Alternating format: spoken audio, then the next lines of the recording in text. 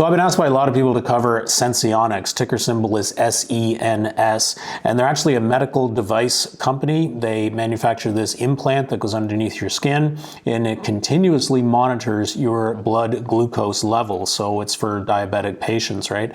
Bit of a game changer. It's a unique technology, and there's a lot of excitement around this stock currently. So there's a lot to cover in this one. I want to talk about the technology. I want to talk about the market opportunity. I want to talk about Senseonics status as a meme stock and what that means for it. I want to talk competition. I want to talk about the valuation of the company as it sits today. So I want to do all of this in the context of both a bull case and a bear case. I want to build up each one using several points to support, both arguments. And stick around till the end because I'll give you a final summary and I'll tell you which case I think is stronger and what I think is actually a good idea to do in terms of playing the stock go forward. So lots to cover in this one. Let's get into it.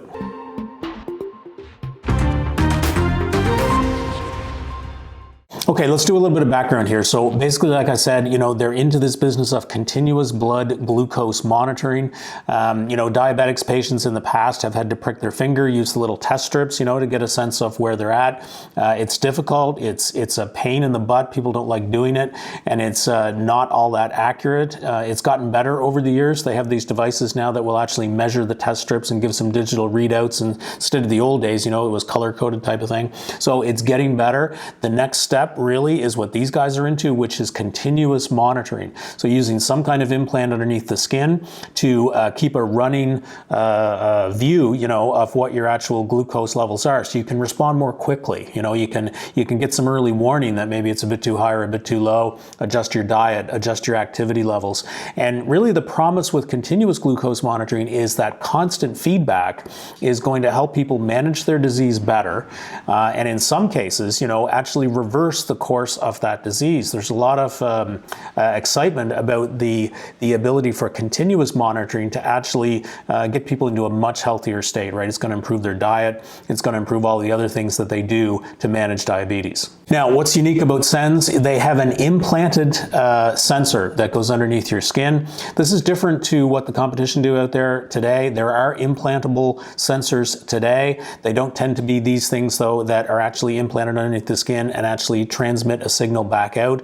Instead, they're based on a needle that anchors the device into your skin and actually transmits results to a sensor that's on top of it at that point. So Senseonics is a little bit unique in terms of this decoupled implantable transmitter technology. Nobody else is doing this, and a lot of people are saying, well, this is the obvious next evolution of CGM technology. Now, you roll back to 2020 and the pandemic almost killed Senseonics.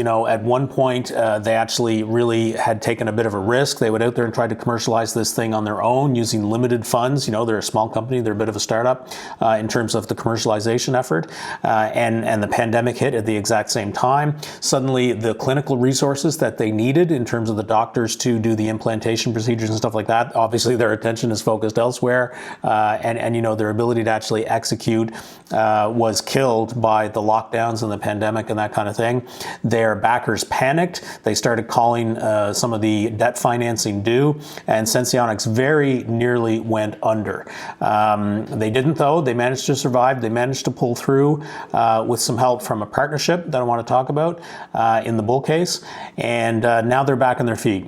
So they're actually past that crunch, and they're looking a lot better now. So that kind of brings us up to current day.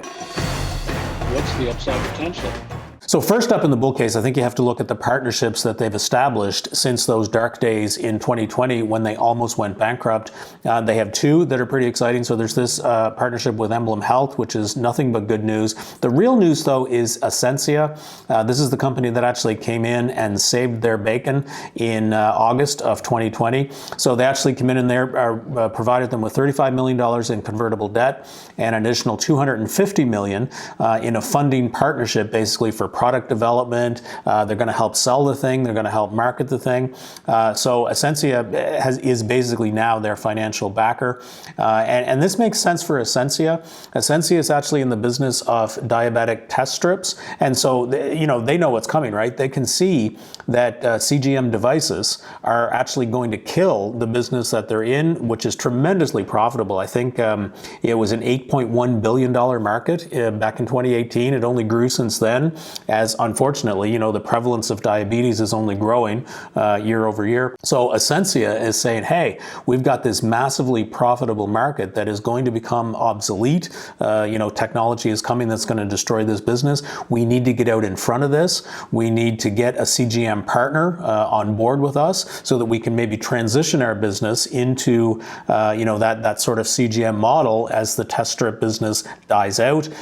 It's absolutely critical that they have a way forward, a hedge against this legacy dying business that they're saddled with. And so the reason I say this is such a strong point in favor of the bull case is that Essentia is now not going to let Senseonics die, right? They're a financial backer. They're actually standing by. If these guys run into trouble, they're no doubt going to inject additional money in here. So I think this partnership has really removed a ton of risk in terms of the future of Senseonics. And a typical medical device manufacturer is always in this position, right? If approvals take longer than they would like, the cash burn rate is tremendous in these companies, and these little companies are always at risk of going under. So having a strong financial backer and partner here in the form of Essentia, tons of risk is taken off the table. Okay, point number 2 is the recent price action. If you look at what's happened from the peak price here and where it is today at $1.89 as I record this video, there's been a tremendous fall in the price, but really, there was no news. There's nothing fundamentally different about Senseonics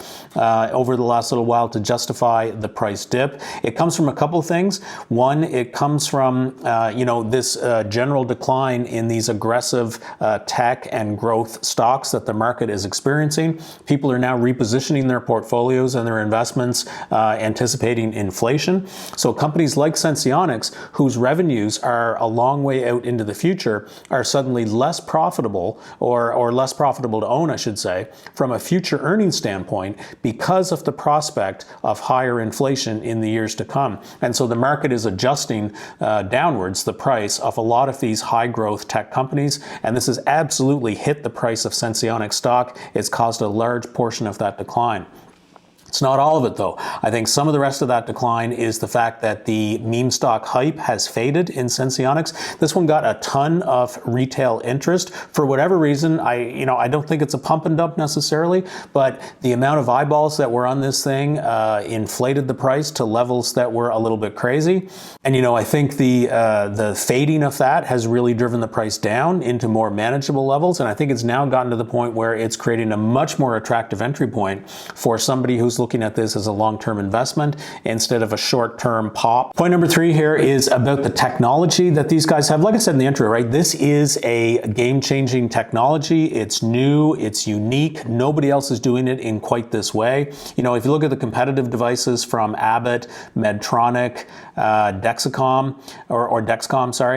these are different approaches. They're not the same as what these guys are doing.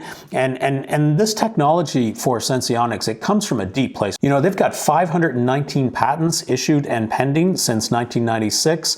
They have executives and they have technicians here with deep expertise in exactly this business of CGM implantable devices. So these guys absolutely know what they're doing. It's good technology. It's really unique from other technologies too, even from a user standpoint. Those current devices out there from Dexcom and others, they require an implanted needle that goes actually underneath your skin and it stays in there to sample your blood levels, your blood glucose levels. And, the problem with that is you feel it, right? Like not only do you have that needle in 24 hours a day, but as you move, you're feeling it tugging and that kind of thing. There's potential risk for infection and whatnot. So it comes with a lot of downsides. The ability to get away from that needle and get to something that's implanted actually underneath the skin, and then the skin on top is allowed to heal, that's apples and oranges in terms of the current state of the technology. People are going to be excited about that, and they're looking for something that's going to get away from this implanted needle sort of problem. So I think it's a compelling story there in the technology. In terms of approval, the technology's in a good spot, right? Like they've got a 90-day version of this implantable sensor that's already approved. The 180-day version is approved in Europe. That's coming in the US. It's almost a foregone conclusion that it will be approved in the US.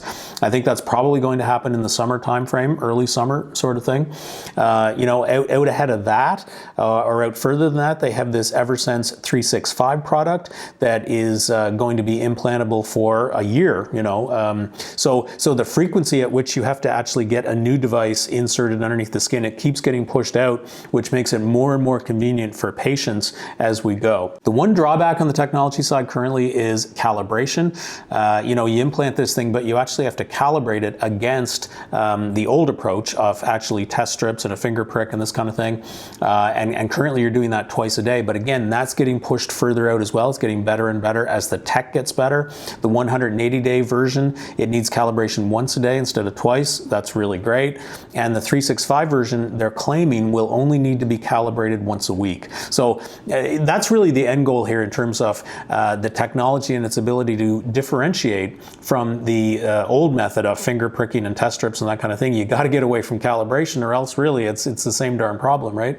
But when 365 hits and you only need that calibration once a week, not a problem, right? People are more than willing to do that once a week, I think. And at that point, the technology has really arrived. That would be the game changer to my mind. And that's when I'm going to get really excited, is when I actually see them come out with the 365 product. Next point I'll make here is the recent quarter was really, really good, right? The company jacked up its own forecasts in late 2020, because sales were accelerating faster than they had thought. We saw that in the quarter. Sales growth was a lot higher. They actually recognized those better numbers. So all good news in the recent quarter. They now have $187 million in the bank. Now, some of that, probably the bulk of that actually, was raised through dilution. When this hit, or that price spike hit, in January, February timeframe, they took advantage of that. They issued shares. They raised a lot of money, and that's the lion's share of what is actually in the bank now in terms of that 187 million, which is all good, right? Smart move on their part. But it's those retail investors basically that caused that price spike and actually funded, some portion of that 187 million that's in the bank. Aside from that though, Essentia is, like I said, is still standing by with additional debt if they need it.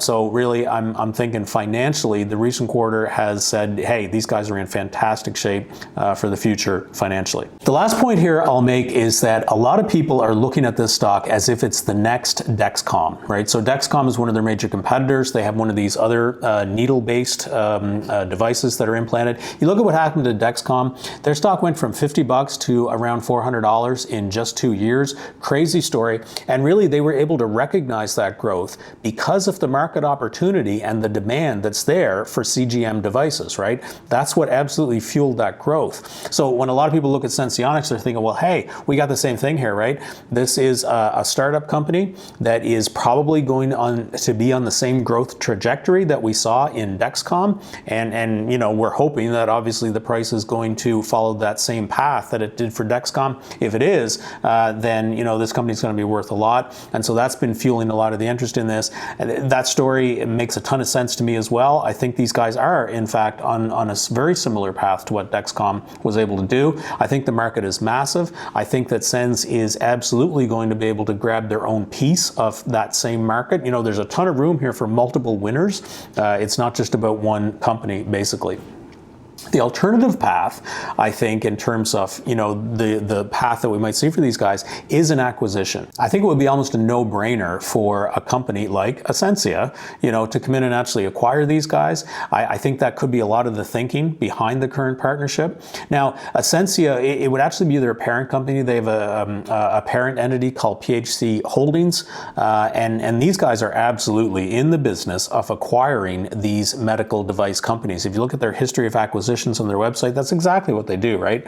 They acquire this technology, they integrate it, they look for those synergies, with multiple companies and techs that they buy and that they integrate. So for these guys that don't want to lose that billion-dollar market, that multiple billion-dollar market in test strips with, in terms of what they have with Essentia, nursing this technology along in Senseonics, waiting to the point where it hits some key approvals, hits some milestones, recognizes sales, and then maybe they can figure out how to integrate it with some of their other stuff. At that point, pulling the trigger on an acquisition would make a ton of sense.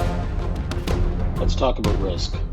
Okay, in terms of bad news, you have to look at the competition out there. Senseonics, yes, they have unique technology, but there's a lot of other really big players in this market. The big three, like I said, are Dexcom, Abbott, and Medtronic. These guys are all monsters, right, in terms of market cap, in terms of the R&D budgets that they have fueling their own product deliveries. They're not exactly going to sit back and let Senseonics just eat their lunch here. They're working on improving what they have as well, and they're moving really, really quickly, just as quickly as Senseonics, right? So you can't count out the competition here, and you have to really look at the competition to understand the path forward for Senseonics. Okay, and that's the second point I'll make here, which is the technical comparison. So if we just take, Dexcom and what they're looking at, on the surface, the technology from Senseonics seems a lot better, right? It's implantable, and you don't have to deal with the needle under your skin and all that.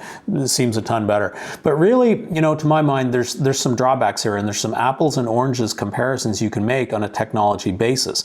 For one thing, Dexcom sensors can communicate directly with insulin pumps, right? So you can get this feedback loop going where, the Dexcom product will say, the G6 or the G7, it'll say, hey, we need some more insulin, causes the pump to inject it, it'll monitor the results of that. So, you get this additional value in terms of the management cycle for the disease, which is something that Senseonics can't offer. So for folks that need that, I think a more integrated end-to-end solution from Dexcom is going to make more sense technologically. Senseonics is not available for kids. We typically don't implant these things in kids. I don't think the FDA is going to approve a surgical implant procedure for kids. So I think that market is going to remain closed for Senseonics into the future, which is not fantastic. That market is open for these other device manufacturers. And like I say, look, Dexcom is moving quickly, right? They have this G7 device that's coming in the summer of 2021. It's disposable. It's self-inserted. You don't need to go to your doctor. You don't have to make an appointment. It'll last for 14 days, at which point you pull it out, you toss it in the trash, and you pop another one in there.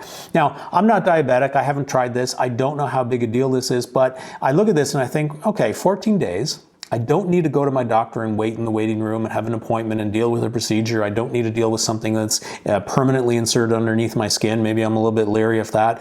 So, I'm looking at that and thinking, gee, maybe I'm going to go with the 14-day thing. Maybe I don't entirely need that implant. So let me know what you think in the comments. But to my mind, that doesn't seem like a no-brainer. It's not going to cause me to just go, thank God I can get rid of this 14-day nuisance. I can go right to this implantable thing. Maybe that's the case. I'm just not 100% sure that it's really that compelling for an end user that's going to drive the market opportunity. Okay, the last point I'll make here in the bear case is the valuation, right? So obviously the price action has given us a potential entry point here. It's come down from these crazy numbers. It's come down to $1.89 as I record this, which is good. But if you look at what that valuation means, and if you compare them to Dexcom, and I think you can, right? I think that, these guys are very early stage, but they're going to the same place that Dexcom is today. Dexcom is trading right now at a PE of, price to sales ratio for Dexcom currently is 14.5. If you were to take the current sales estimates for Senseonics and you were to calculate a price to sales ratio using those numbers, it would be roughly double that. In fact, I think it would come in at about 36.5. That's at the current price of $1.89. So, does that make sense? Can we value Senseonics using price to sales at double what Dexcom currently is? And remember, Dexcom, they're big, they're a bit more mature, but they're still going to see a lot of growth in this market. Senseonics is probably going to see additional growth as they actually expand and eat some of that market share, absolutely. But are they going to see enough of it to warrant double the valuation of Dexcom? I'm a little bit leery of that. I don't necessarily agree that the valuation here makes sense in terms of an actual doubling. Now, we can't do a PE for Senseonics. They don't have earnings yet, but if you were to extrapolate, obviously, a doubling of the price to sales ratio, and you looked at a comparable margin, for Dexcom, that would put SENS PE at an absolutely astronomical number, even if they do recognize the revenue that they're projecting over the next few years. So, we can't act as though they're the only player in this market and that they have this wide open path forward. They're not. They have competition, and so you have to take that into account in the valuation. And to my mind, this seems a bit rich still. Okay, let's wrap it up. So, the bull case to my mind is a bet. It's a bet on either explosive growth or acquisition, or maybe both, right? I mean, maybe they're going to have some crazy growth and then are eventually going to be acquired. Both of those are pretty good bets, right? I think they're both likely scenarios. The bear case is based entirely on the current valuation here, right? And given the competitive landscape, like I said, I think it's too high. If I could see this thing come down closer to $1, maybe even under $1, now suddenly it's a different story, right? I think I would absolutely be a buyer if we can get into that price range. But at the current numbers of $1.89, I just don't know what's going to happen over the next couple of months. Remember, we're heading into that June timeframe here where we're going to see FDA approval. Unless there's a catalyst that comes out of that, I think whatever news that is already baked into the price. And I'd be afraid of a buy the rumor, sell the news scenario on that FDA approval. I think it's already baked into a degree. So, I think there's a period of time ahead of us where we're going to have to suffer through that elevated valuation, and I think the stock price could continue to decline, which could be good news because I like this company. I think it's good, and if I could take a position at a more reasonable number, I absolutely would. So to my mind, I think this is one for your watch list. Keep an eye, look for a bargain, and see if you can't get in. Anyway, guys, that's my story. Please throw the video a like, hit that subscribe button, ring the bell, and I'll see you all in the next one.